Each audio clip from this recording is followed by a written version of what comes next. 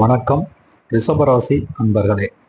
இந்த சித்திரை மாதம் உங்களுக்கு எப்படி இருக்க போகுது, என்னென்ன மாற்றங்கள் வரப்போகுது அப்படின்றத நம்ம கொஞ்சம் விரிவாக பார்க்கலாம். அதாவது இந்த மாதம் உங்களுக்கு பண வரவு அப்படின்றது ஒரு நார்மல் ஃப்ளோவாக இருக்கும். போன மாதங்களில் இருந்த மாதிரியான பிரச்சனைகள் குறைவதற்கான வாய்ப்புகள் உண்டு. உங்களுக்கு புதிய வருமான வாய்ப்புகள் கிடைக்கும். அதே நேரத்தில் தேவையற்ற செலவுகளை தவிர்த்து கொள்வது உங்களுக்கு நன்மை பயக்கும். அடுத்து வேலை அப்படின்றது நீங்க செய்யக்கூடிய முயற்சிக்கான ஒரு அங்கீகாரம் கிடைக்கும். என்னடா நம்ம இந்த மாதிரி வேலை பார்த்துட்டு இருக்கோம், யாருமே நம்மளை கண்டுக்க மாட்டேங்கிறாங்க, ரொம்ப ஹார்ட் ஒர்க் பண்றோமே அப்படின்னு நினைச்சிட்டு இருந்தா கூட இந்த மாதம் உங்களுக்கான ஒரு நல்லது நடக்கும். ஒரு ப்ரொமோஷனோ அல்லது சேலரி இன்க்ரிமெண்ட்டோ கிடைப்பதற்கான வாய்ப்புகள் இருக்கு.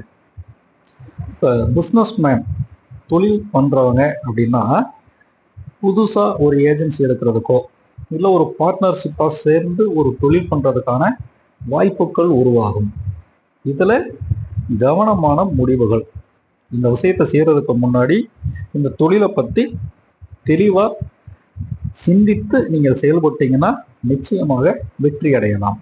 இப்போ குடும்பத்தில் அமைதி மற்றும் சந்தோஷம் அப்படின்றது அதிகரிக்கும். சின்ன சின்ன கருத்து வேறுபாடுகள் இருந்தாலும் அது உடனே சரியாயிடும். கணவன் மனைவிகளுக்குள் ஒரு புரிதல் உண்டாகும். ஆரோக்கியம் அப்படின்னு எடுத்துக்கிட்டா உடல் நலம் நார்மலாக இருக்கும். இருந்தாலும் வெளியில உணவுகள், இந்த ஆயிலி ஃபுட்டு அதெல்லாம் கொஞ்சம் அவாய்ட் பண்ணிக்கிறது உங்களுக்கு நல்லது. டயர்ட்னஸ், இந்த தூக்கமின்மை அப்படின்ற பிரச்சனை உங்களுக்கு வரலாம்.